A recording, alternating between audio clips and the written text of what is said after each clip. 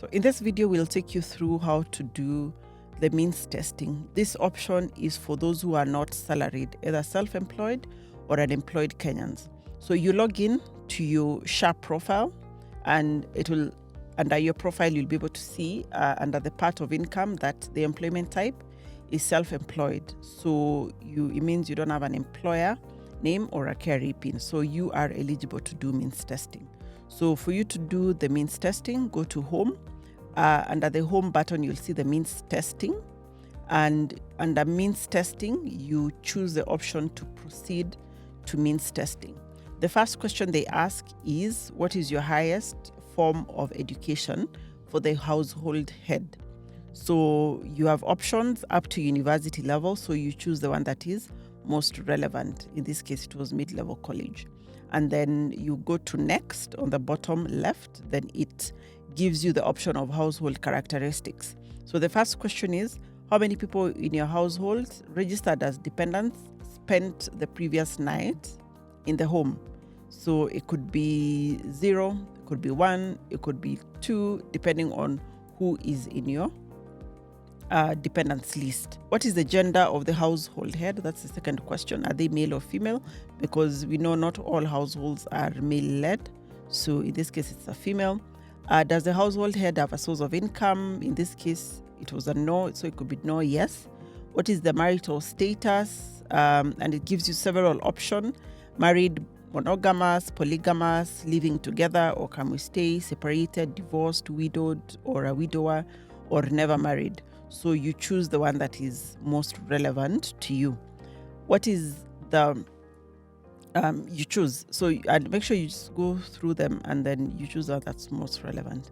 What type of dwelling is the household? So in this case, depending on the options, do you live in a bungalow? Is it a flat? Is it a maisonette? Is it a Swahili type of housing? Is it a shanty? Is it a manyatta? Is it a semi-permanent house? So depending on your kind of house, or if it's not indicated here, you choose. Or is it a flat in this case? Then how many rooms in this household are used for sleeping? Basically, how many bedrooms does the house have? Is it 1 or 2? So you indicate how many there. Do you own or rent this house? You choose appropriately. So in this case, it was rent. Then the next question, what is the predominant roofing material of this house? The options are there, from grass, dung or mud, iron sheets, tin cans, asbestos, concrete, tiles. So you know what kind of house you live in. You select appropriately depending on which one it is. This calls for a little bit of thinking and needing to know what kind of house you live in. So in this case, it was iron sheets. Predominant material also for the walls. You choose according to the options that are there, and you can see what kind of options are there. Is it concrete, bricks, cement blocks, wood planks, precast wall? You choose appropriately. Floor material also is being asked. Do you have a wall-to-wall carpet? Is it ceramic tiles? You select. What is your source of drinking water? Do you get water from, a well, a borehole? Is it piped into the dwelling? Is it piped into the plot? Is it bottled water? Is it rain harvested water from a water vendor? All of those options are there. So you select the one that is most relevant to you. So in this case, it was bottled water. Do you share toilet facility with other households? So do you live in a place where you don't have your own private toilet facilities? So you select whether it's a yes or a no. What is the main mode of human waste disposal? Does it go to a sewer line? Is it to a septic tank, a cesspool? Is it a pit latrine? You select the one that is most relevant to your situation. What is the main source of energy for cooking? Are you using electricity? Are you using firewood or other wood products? Is it charcoal? Is it paraffin, liquefied petroleum gas, biogas, solar? So you go through all of that list. Of course, you know what you use for cooking or what is used for cooking in the house. So you select. What is your main source of lighting? Also more or less the same: electricity, fuel, wood, and all of that. So you choose. And then looking at the household items, do you own any one of these? Radio, TV, non-mobile phone or a landline, a desktop computer, laptop, refrigerator, tablet, any. So you select as many as are relevant to you.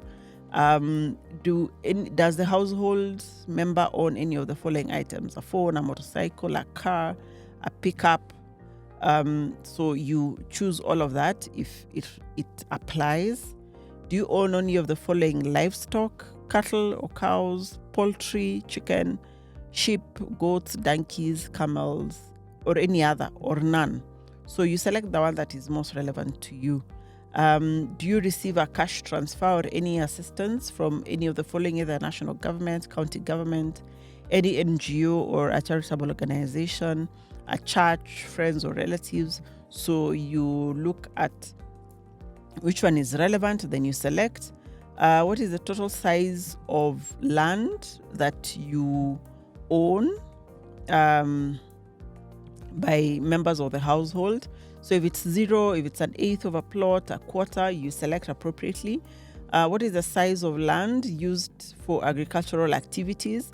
Of course, if you don't own any land, then you probably not have any for agricultural activities. So you select appropriately, either from 0 acres, a quarter acre, an eighth, any. Then the next question is, what kind of phone do you use? Here, there's no drop-down menu. So I'm guessing you're either using a smartphone or a mulikamuizi. You indicate that on the option list. What average airtime do you use per month? So this really is up to you to indicate what you think you use in a month as airtime, and then you write it down there. From your probably M-Pesa or other bank transactions of money, how much money do you transact per month? So you really have to think about, if you have an M-Pesa, at least it gives you the statement with an average that you can work out. So once you know what that figure is, you input it there. You have to write it down because there's no drop-down menu for this. And then after you answer those 24 or so questions, you have a declaration where you attest that the information, including any attached documents, are true and accurate to the best of your knowledge, and that you authorize SHA for validation and verification for legitimate purposes. Once you agree with that, you submit. You can go back and look at your answers and make sure that they are correct. And then you submit. It's on the bottom right-hand corner. Submit, and you have completed the proxy means testing or the means testing for SHA. It takes time, so you really have to have time to sit down and do this. We've tried to do it on a phone, but it's not possible.